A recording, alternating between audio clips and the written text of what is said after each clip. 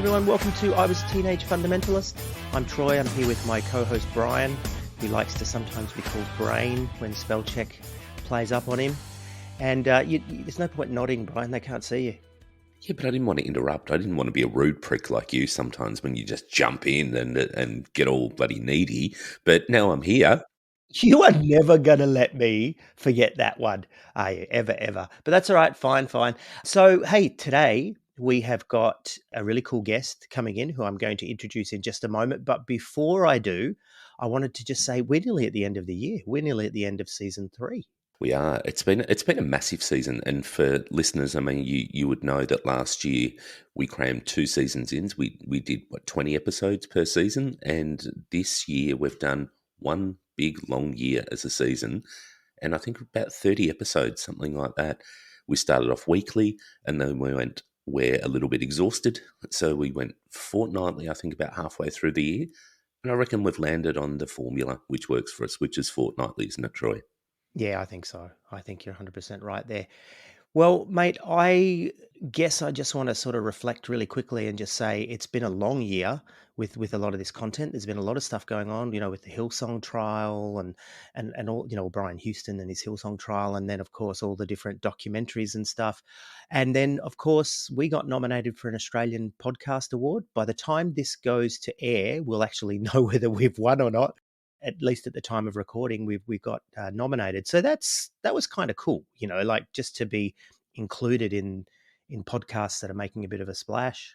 Yeah, it was very cool, actually. We were both pretty blown away. So it would be good to see if we actually win. We're up against, as people know, the likes of the Australian Broadcasting Commission, SBS, which is another national broadcaster, and The Guardian. So we're up there with the big boys. We feel a little bit out of our depths, but hey, we're there for a reason, obviously. Yeah, it's going to be cool. So, I mean, by the time people are listening to this, they already know. So they're a step ahead of us, but we have no idea. Anyway, let's cut to our guest because it is a very, very interesting guest today that we've got. His name is David Ames, and he runs the Graceful Atheist podcast. And he's been doing this a bit longer than we have. And so I'm sure he's got a lot of wisdom to throw our way and a lot of stories. So welcome, David. Welcome to I Was a Teenage Fundamentalist. Thank you, guys. Really appreciate the invitation, and congratulations on 3rd season and the nomination. That's just absolutely amazing. Yeah, thanks, mate. I've got a question for you right away. Were you a teenage fundamentalist? I was prepared for that question, and it's interesting. I actually grew up in a nominally Christian home. Definitely, we talked about Jesus and we talked about God. But it was very distant for me, and it's difficult for me to tell my story without mentioning that my mother had a drug and alcohol addiction that had affected everything about my life. And it was about when I turned 17, 18 that she came to me one day and said, Jesus told me to quit drinking. And I said, sure, yeah, that's great. And she was clean and sober the next day and the day after that and the day after that. And she eventually handed me a Bible, and I read through that Bible over approximately a year on my own before I really stepped into church. What you could say is that I was a late teen fundamentalist and definitely in my 20s. That's one of those classic conversion stories to fundamentalism, isn't it? That I had a drug or alcohol, I had mental health issues, I had something, and I think that's something that I think the church obviously grabs onto too, and they shove those people up the front and they go, look what Jesus has done for them. Is that something that happened to your mum as well? Yeah, a little bit. So again, we were relatively unchurched and went church shopping shortly thereafter. And yes, I think there was a pull for her to be in the spotlight, which was something she was not interested in. And side story, I got kind of ignored, interestingly enough, until I landed with a youth group. I was too old at the time. I was probably 19 by then, but thrown into leadership at that point for myself. But yeah, a little bit of that spotlight was on her for sure. She was very interesting story. So the pastor was real interesting. So what did that scene look like? Like before we get to, you were saying that you got thrown into leadership in a youth group, but before that, what was the scene? What did it look like? Was it a Pentecostal type, evangelical, or what was it? Yeah, I think this is where we're going to have a fair amount to talk about because it was an Assemblies of God church, so Pentecostal. And if I reflect back on that time, we were looking for a church that had some passion to it, right? Like we're not interested in a sedate, mostly older people staring quietly. We wanted something with some passion to it. But we went into it with complete ignorance. Like I had no idea what Pentecostalism was or charismatic. I didn't know what those terms meant at the time. So by chance we landed in an Assemblies of God church. That was quite an experience to go from 0 to 60 with people raising their hands and speaking in tongues and having words of wisdom and that kind of thing, and a lot of emotion, quite a bit of emotion. Well, brother, welcome home. Yes. As you probably know, Brian and I did a stint in the Assemblies of God, and Yeah. I was at one stage on the road to becoming an Assemblies of God pastor, as was Brian. We both went to Assemblies of God Bible colleges. Although I don't know if you know that in Australia, under Brian Houston's leadership, they changed their name. The Assemblies of God became the Australian Christian Churches. It's a humble little name for just a very small cross section of the church. Although when I say that, I think, well, the Catholics still refer to themselves as the Universal Church. So I don't think that the AOG was too bad. But yeah, they've changed their name. I won't say we because we're not there anymore, but they've changed their name now in Australia. I think they're still part of the Assemblies of God worldwide fellowship groupings, whatever they want to call Right. it. Yeah, we're AOG too. So high five, brother. Yeah, and we have more in common because the story of the youth pastor putting me into leadership is the positive of that. So there was a positive. The one positive was, again, family history of drug and alcohol, a lot of poverty.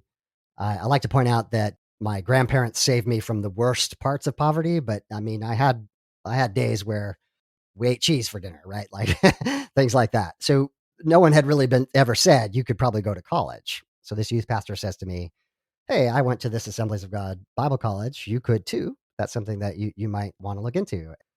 So about a year after stepping my foot in church, I was at Bible college, also associated with the Assemblies of God. So I had a very similar experience. How did that go for you? Because we often reflect on the fact that that was our first foray into a tertiary education. So something after high school. It wasn't the greatest in terms of academia, but it certainly set some disciplines in our lives that we both went on to further study. We got what we call legitimate, real degrees. So I think it did really draw out some of that good. Did you have a similar experience, or how did that work for you? Yeah, I often joke that it was the best of times and the worst of times. So I met my now wife. I have some deep friendships from that time still, even after my deconversion. I had professors who really cared about what I would call critical thinking. I don't know that they would have put it in those terms, but a focus on exegesis and hermeneutics in a way that ironically set the groundwork for my later deconversion. However, it was also the time where you're becoming an adult, you're trying to take on responsibility as an adult, and it was very infantilizing.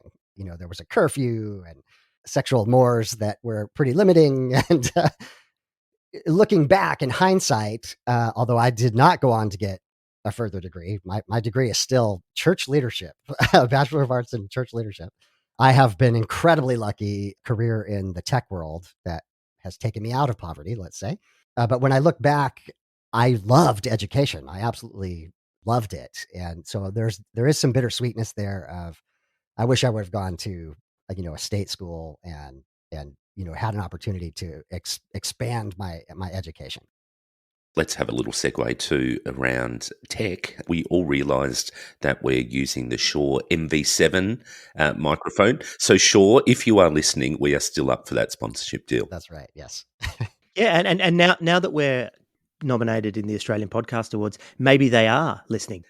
So, tell us a little bit about your journey as a youth pastor. Like, how did that look? And you're fairly new also into the scene. Like, you've only been there for a year or whatever. You've landed in that church, and all of a sudden you're in leadership. So, you must have demonstrated some of those classic Pentecostal attributes that get you there: the charisma, the ability to talk, to connect, to bring people in.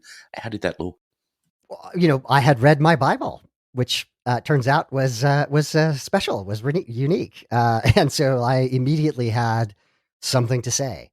And as will be common in our discussion today, the theme of grace will come up over and over again. My first experience, because of my mom, of any spirituality of any kind was really 12 steps. And that was an atmosphere of acceptance and loving people through very difficult times, in particular, people like my mom who did things that deeply hurt other people. And what I saw was what I then gained the theological background to say was grace. And so I felt like the church was missing that. They had forgotten grace. And I thought, well, that's clearly what God wants me to teach his people. So yes, I mean, I guess I was charismatic enough. Ironically, we were in a relatively small town, 20,000, 30,000 people, something like that. But we started a Christian variety show that took off.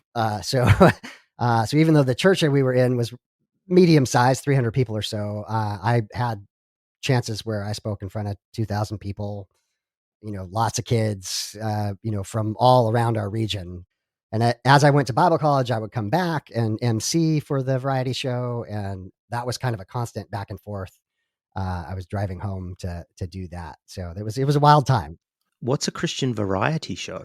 Exactly. Good question. Is it like Christians Got Talent? At the time, even at the time, I was thinking, we should have our own something other than just copying the secular music and secular dance and that kind of thing. But that's what we were doing. We did a thing called human videos, which probably you've never heard of, but acting out Christian songs. So at the time, somebody like Carmen was really big, or DC Talk, right? And so a bunch of kids would have a dance routine and semi act out the video, quote unquote, of the story of the song. And you would be surprised. This was very popular. That like there was a lot of people. I don't think we'd be surprised at all, because that sounds like everything that we ever saw in terms of Christian performances on a Sunday night, or at least a Saturday night back in our day. But I have a question for you. Did you ever do anything for Carmen's The Third Heaven? Do you remember when Carmen did that whole one about going to heaven, and he had like a near-death experience? I don't recall specifically. A lot of that I flushed out of my memory. So, but no, I don't. I'm not sure. Our listeners would definitely be familiar with. That was something that Troy and I, it took us to heaven. We'd sit there with the lights off, may or may not have held hands, and listen to Carmen's Third Heaven. But what I saw when you were saying what that show involved was definitely a bunch of teenagers acting out DC Talk's "I don't want your sex for now." Yeah, that kind of thing. Yeah. Yes, exactly. Yeah. Yeah. Purity culture. God bless.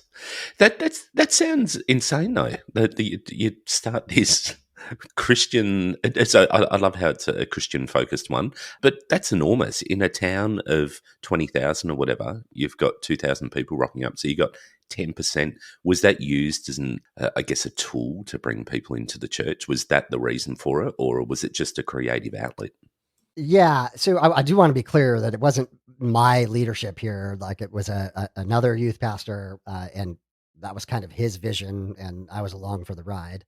And it was not just our town; it was all the surrounding towns to get to those bigger numbers. But being the sponsor church for that variety show brought a lot of people to the church itself, and so I think the leadership of the church was happy with that because we were bringing people in. We were the youth group and this other youth pastor and I were very evangelistic. That was the whole purpose of the variety show, was to bring souls to Jesus. So lots of altar calls and soft music in the background.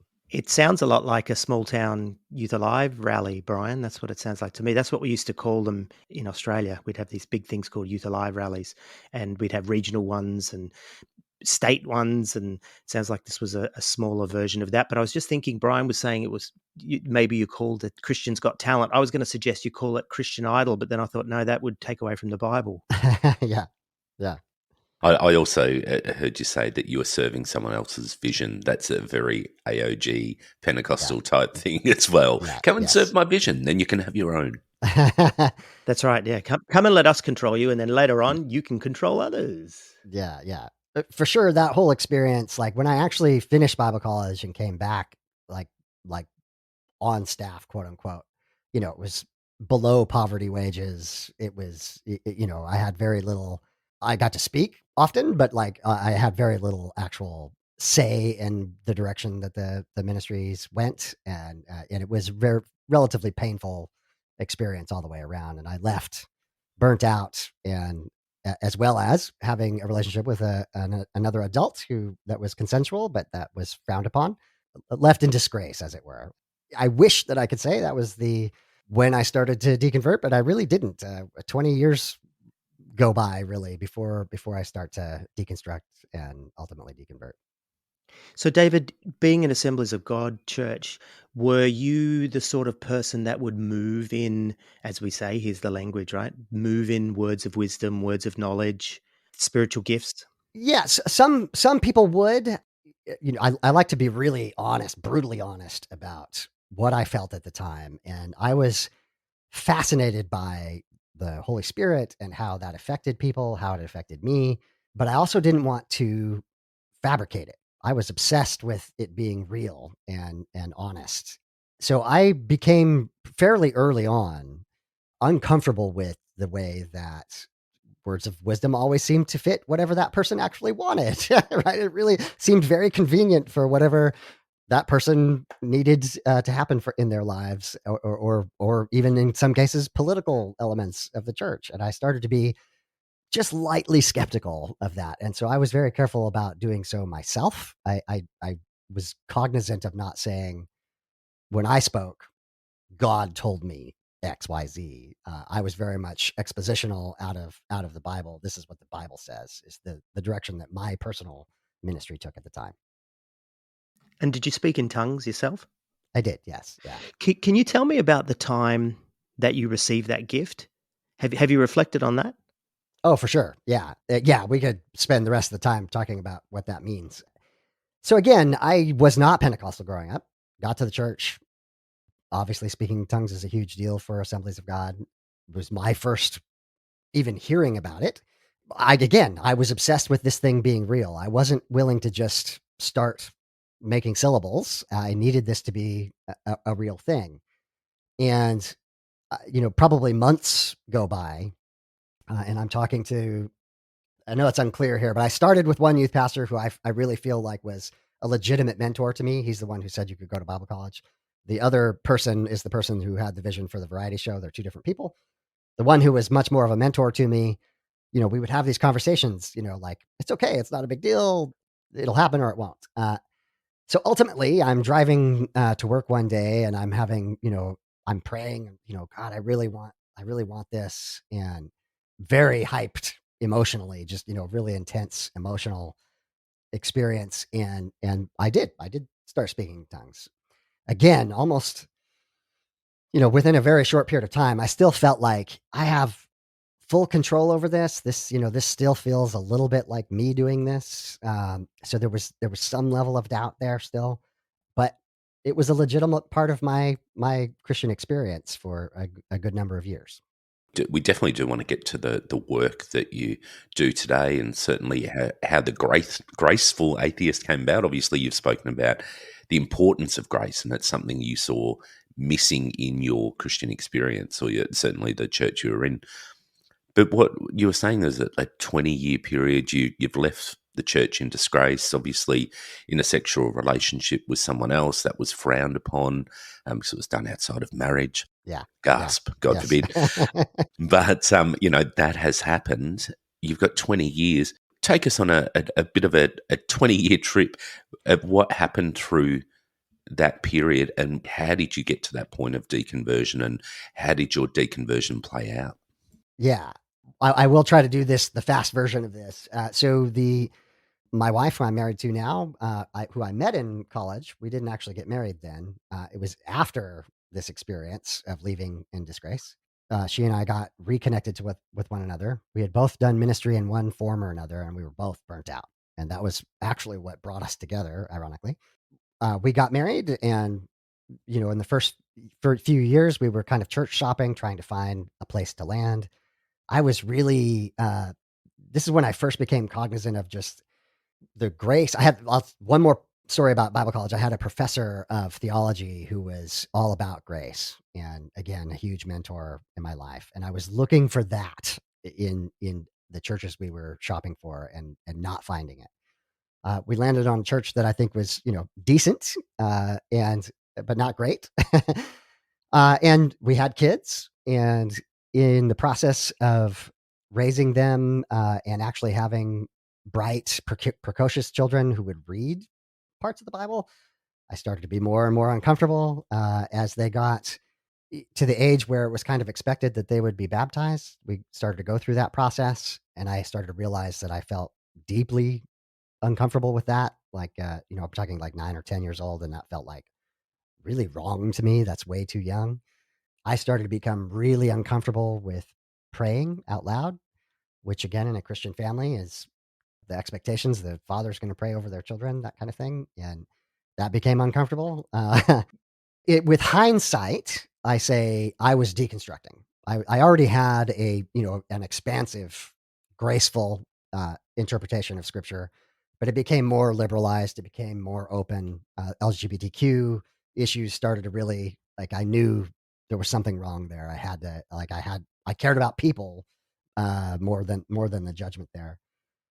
And near the end, I did another read through the Bible, probably the third or fourth time in my lifetime, over a year, a structured, daily reading. And my wife would say, you're angry. Why are you angry? And I realized now that it was kind of the first time I had really read through without a rose-colored grace perspective, and just read, what does the text say? And man, there's some dark elements of the Bible, and I was feeling that for the first time.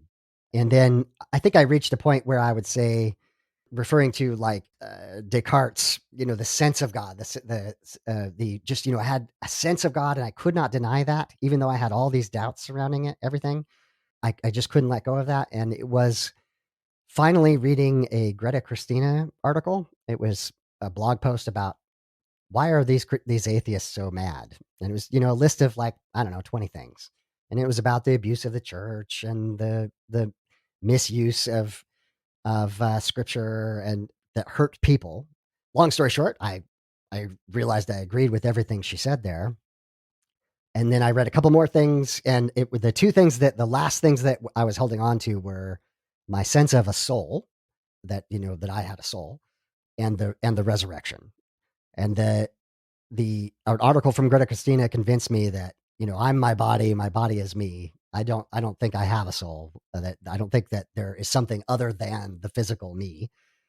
And then rapidly after that, why do I believe in the resurrection? Well, I believe that because people told me, and there's this regression from the people who told me all the way back down to Jesus, and it's like, this is all hearsay. And it just fell apart. Just, and I have a really good podcast friend named Matthew Taylor, and I think he says it beautifully. He says, I suddenly realized I could no longer believe, but that suddenly refers to my recognition, not the process. The process was those years, the whole 20, right? But the recognition was just instantaneous. And it was just like, I'm an atheist. Oh shit, what do I do now? That was my experience. Yeah, I think I definitely connect with a lot of what you're saying. I mean, I don't identify as an atheist. I actually have no idea what I am. I'm certainly not a Christian, certainly not a believer in Jesus, Mm-hmm. but I'm not sure where to sit some of my things, because I still feel this sense of spirituality, of something else, which I had before I came to Christianity. It was something, and I didn't grow up in a spiritual home. I'd never been to a church. Essentially, dropped in with a couple of mates to the obligatory Catholic service that they had to go to for Christmas or Easter. But I don't know. So I went through a very, very similar process to you. It took a long time. I was fighting the denial. I was fighting because I didn't. It was fear. If I let go of this, then what do I hang on to? Because this is the thing that brought me in first.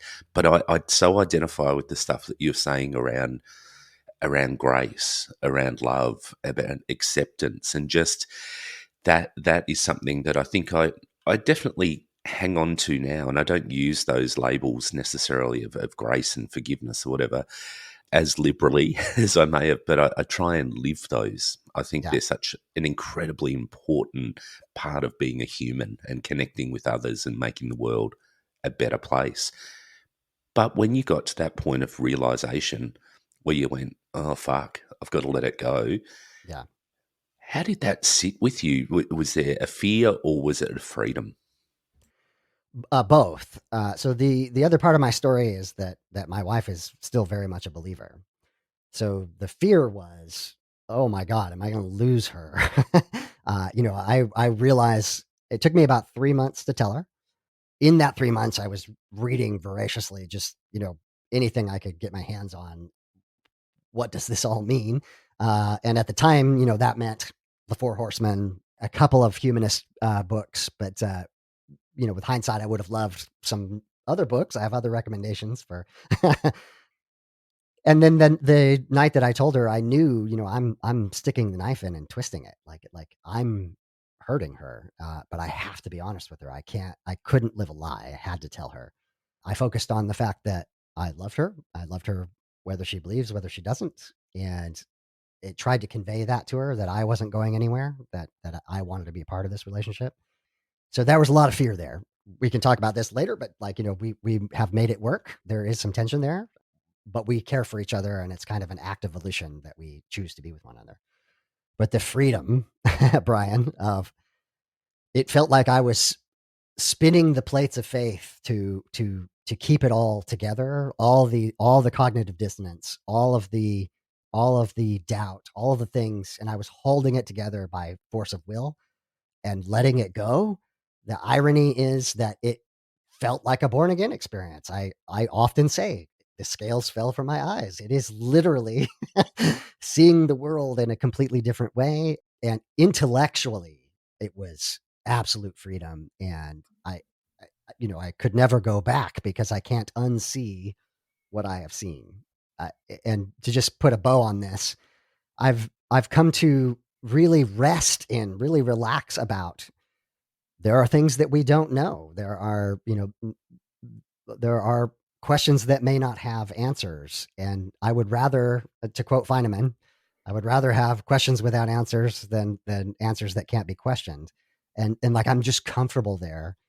And I also was just comfortable saying, I have a scientific view of the world, and I'm just going to assert that I need a certain amount of empirical evidence to believe something.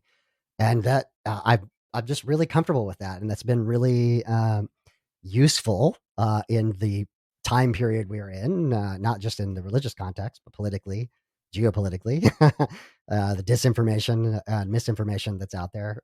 It has served me quite well. I've got a couple of questions for you, David. So, are you saying that your wife is still a Christian today?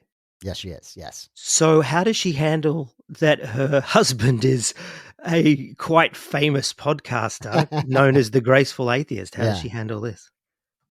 So again, there's tension, right? Like I don't want to sugarcoat this at all. I try to when we hit this dead on, I try to say, I support her. I encourage her to go to church. I encourage her to have her spiritual community, and that in some way, this is similar for me, right? This is my outlet, connecting with other people who have been through the deconstruction process. And I don't like the term spiritual actually, because but like for lack of a better term, that is my spiritual outlet. So there is an uneasy detente, right? Like I wouldn't say that anyone's. I'm okay. Like I don't think she's happy with it, and I don't know that she understands exactly how big the podcast has become. We also have an online community. I know you guys also do also, but I'm just continually amazed at. There's almost an infinite supply of people coming through who are where I was, when I started out, and I'm sure where you guys were, where you don't even know what the word deconstruction means or deconversion, and you're just trying to figure out what has just happened to me. What do I do now? And that's kind of the target of the podcast, is a bit of what now? What do you do now? And not a focus on the anger and the debate and the hostility, but rather, you might have relationships with people who are people of faith still. Do you want to keep those? If you do, how do you go about that kind of thing? So that's been the focus of the podcast and the community.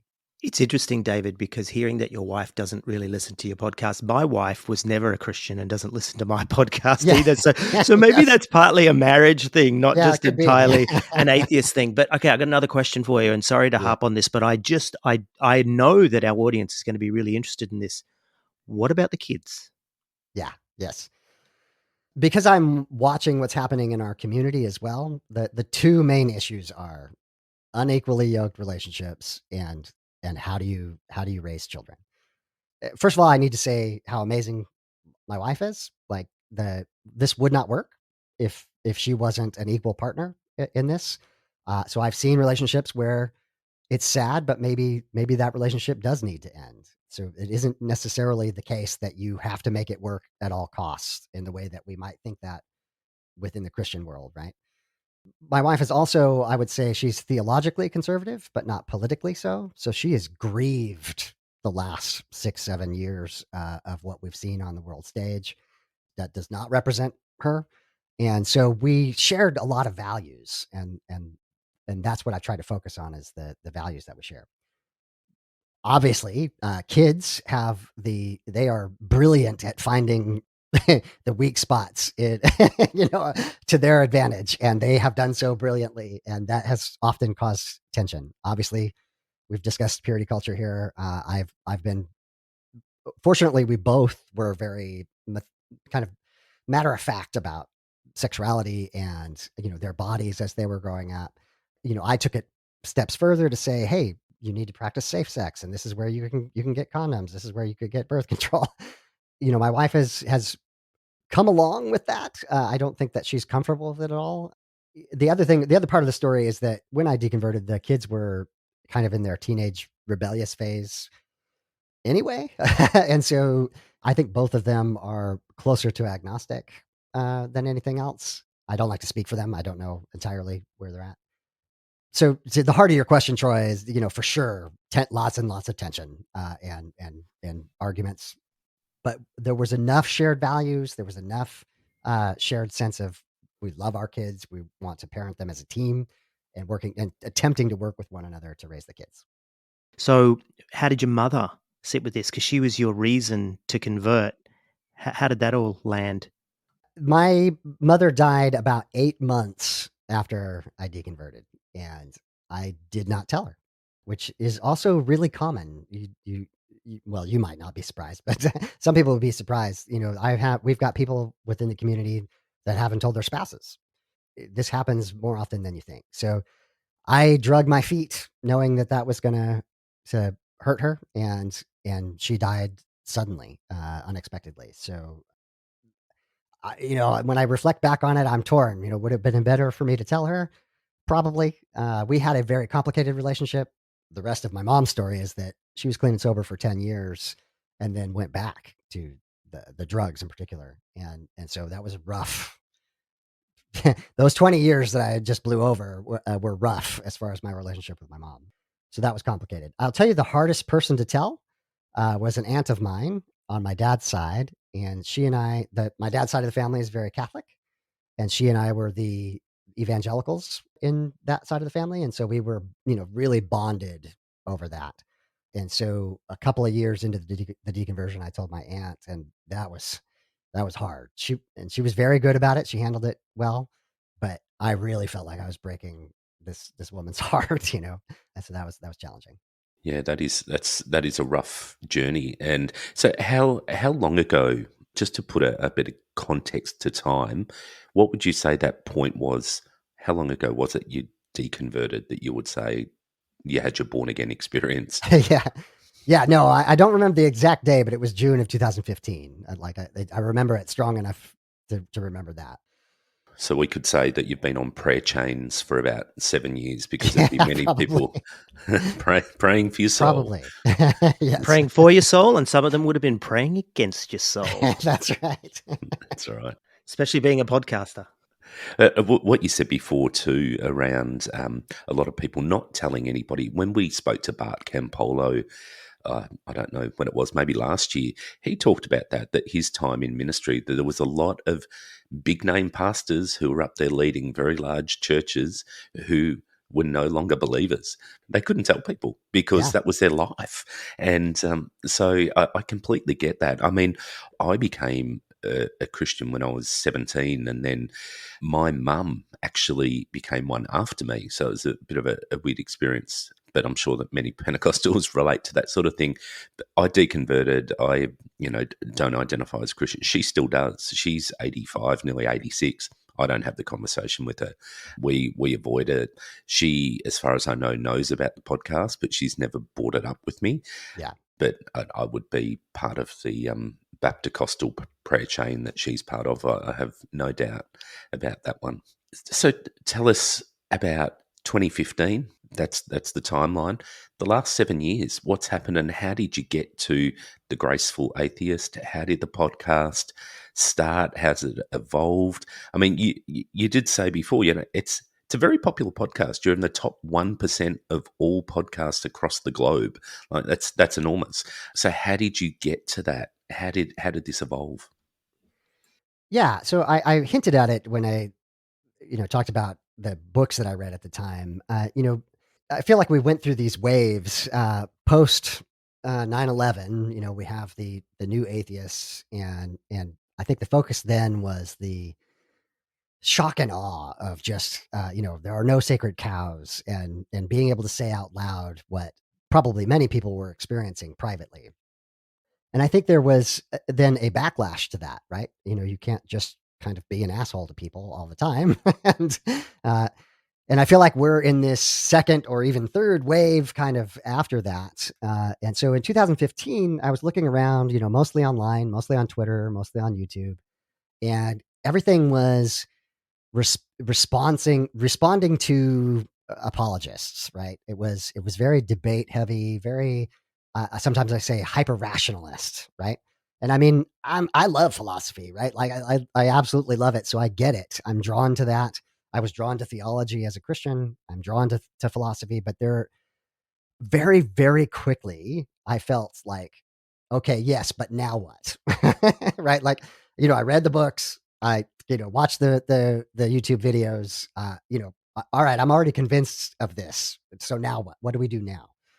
And so I tried to find more humanist perspectives. I'll just mention here that, again, with hindsight, I would say that I was a religious humanist while I was a Christian. That's kind of what I was doing with that focus on grace, was focusing on people. And now I'm a secular humanist. So, about a year in or so, I start to have an online presence. I was fascinated by podcasts. I thought, man, this is such an intimate way to communicate. I tried to get on a few. I was on Voices of Deconversion with Steve Hilker, which was a really positive, kind of cathartic experience. The first time I really told my story beginning to end in public, quote unquote. And I thought, man, this is really powerful.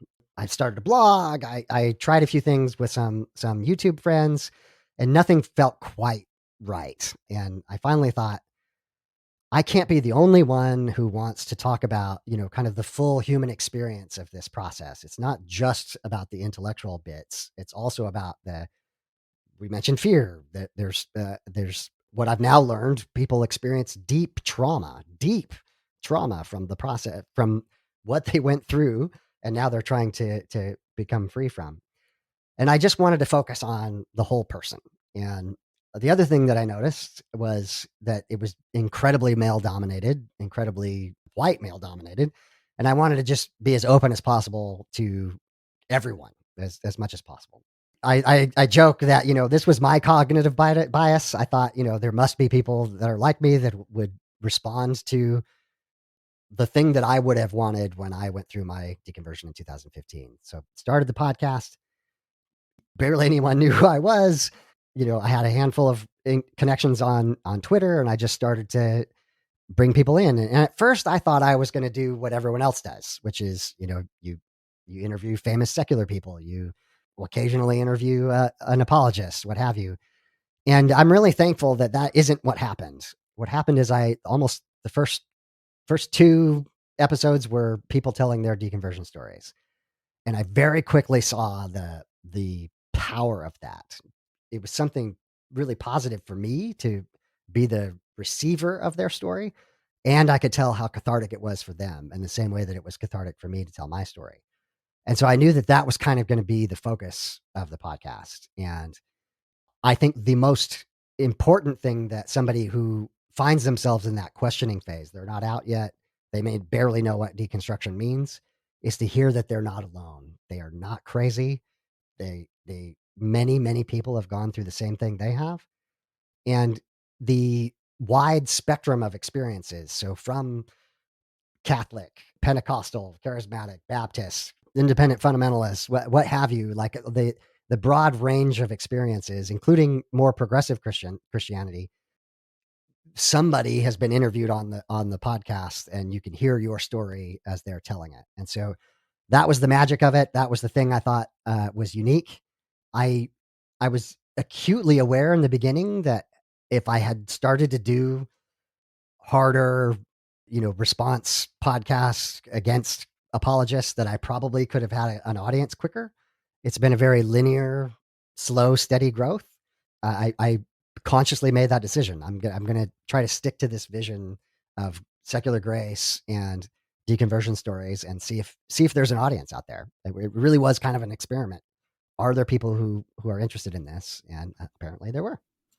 Did you get much pushback from the atheist scene, calling yourself the Graceful Atheist and taking that approach? No, not that I'm aware of. So again, I feel like I was absolutely threading the needle. I was kind of irritating both sides a little bit by taking the term grace from Christianity. I think there was some resistance there, and then grace is often ridiculed by atheists, and rightly so. Right, this idea of substitutionary atonement is a horrific idea, and it's rightly criticized. I've been pushed often to really clarify what I mean by that secular grace. And it is much more about one to one. Imagine your best friend. You can pretty much tell that person anything. You don't have to edit yourself. You don't have to worry about the words that you use. You can just, or tone police yourself. You can just tell them what you're feeling. That's secular grace. That's what I'm trying to talk about. It is not forgiving people for doing terrible things. All right. It is not that substitutionary idea, right? And it's not, there's no vertical aspect here, no spiritual aspect. It is human beings being good and kind and loving to one another. So again, from an audience point of view, that was very slow going. I think, I didn't immediately have a ton of people, it wasn't necessarily something that all the atheists wanted to join. The flip side of that is everybody and their uncle was doing, progressive Christian, three ex-pastors and beers. That was what everyone was doing. And I didn't want to do that either. I am an atheist. I am a metaphysical naturalist. I'm a humanist. That's the perspective of the podcast. So I knew it was a super narrow slice that I was hitting. I will say that as time went on, I wanted to put my money where my mouth was when I said I was open to having people come on who were still questioning. I've had many people come on who are still Christians, still believers, deconstructing on one level or another. And I'm not there to correct them. I'm not there to tell them they should be an atheist. I'm there to just hear their story, right? And I still think that's the magic. I still think that's powerful. And again, about a year and a half ago, a year or so, we started an online community, which I was really resistant to do because I had watched these communities kind of rise up and implode on themselves and multiple times over the 7-year period. And I didn't want to just devolve into anti-Christian memes and ranting. And so what's happened is just beautiful. I have an amazing community manager named Arlene, and she's running things, but we've set the tone. So yes, you can come in and vent, but also you need to be respectful because there are going to be Christians in there who are questioning as well. And it's worked. I'm amazed every day. I'm amazed, but someone will come in and they'll post and they'll say, I have to talk to my mom. She's really pressuring me to take the kids to church and I don't want to. Have you ever experienced that? And 20 people respond and go, oh yeah, this is what I had to do. And again, that's much more powerful than whatever I can do with a podcast, right? It's just recognizing that you're not alone is super, super valuable. Yeah, it's in. We both really identify with that because I think we've tried to take that same flavour with the podcast, and we have pissed people off on either end of the spectrum.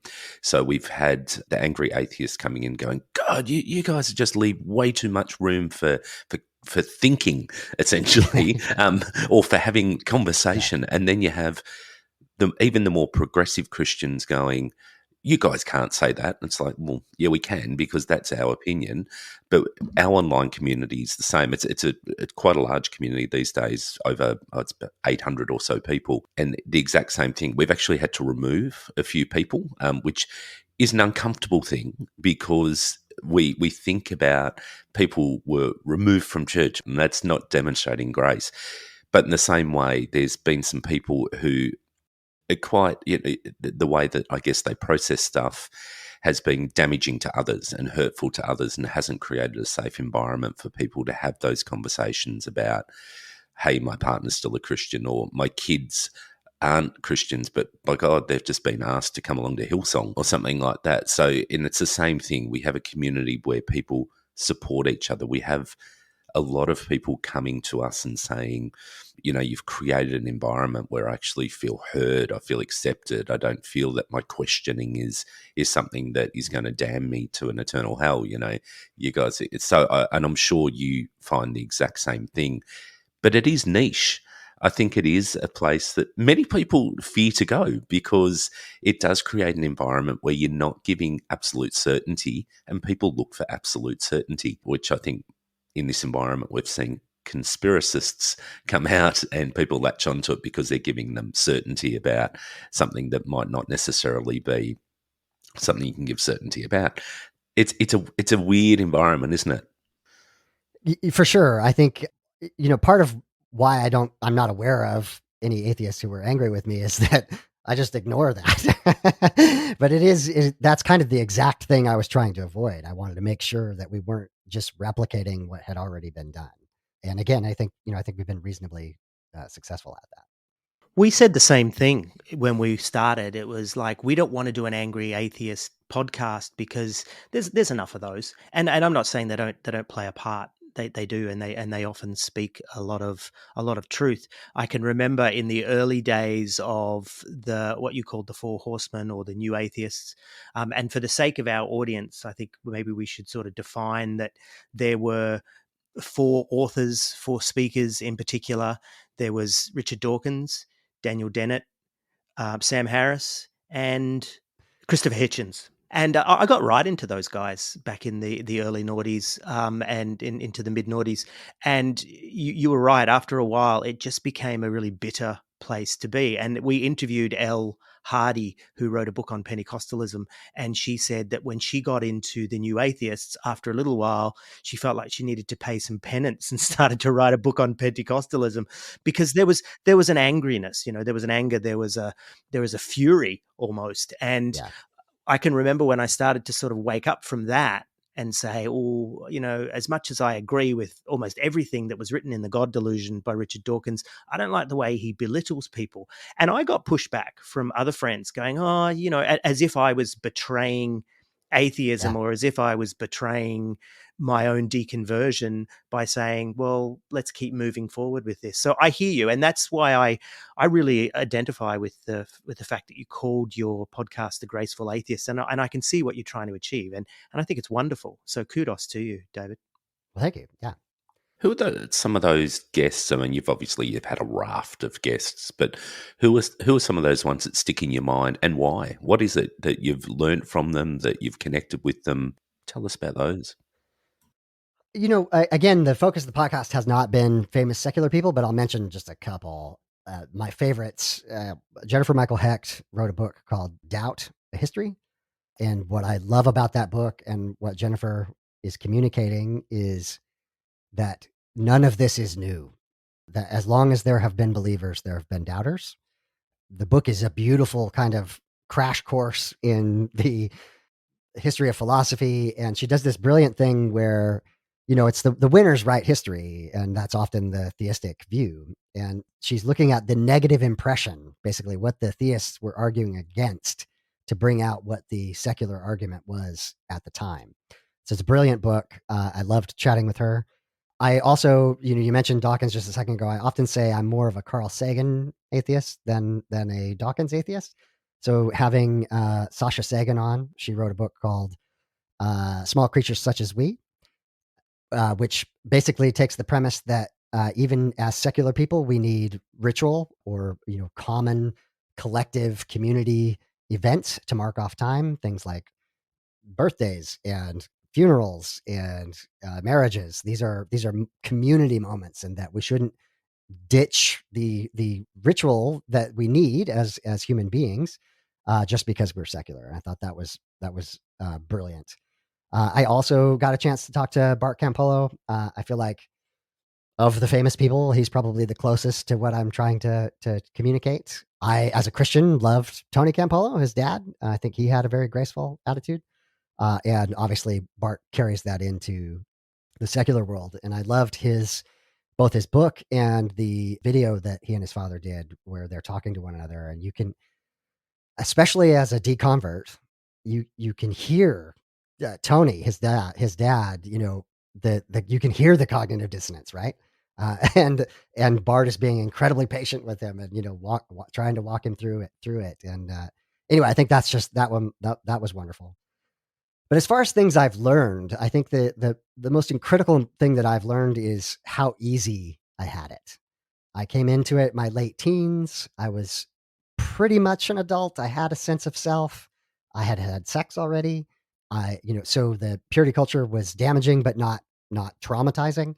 I was a white male in a patriarchal system. I did very well. So many of the stories that I hear now are particularly of people who grew up in it, being taught hell at 5, 6 years old. It just feels like child abuse. A lot of the millennials having gone through their sexual awakening during the purity culture of the 90s with Kiss Dating Goodbye.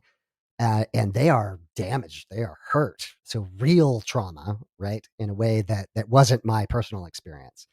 So the many stories of the people who come on to tell their story, LGBTQ, just the whole broad spectrum of the human experience. The Black non-believers, where they're a minority of a minority.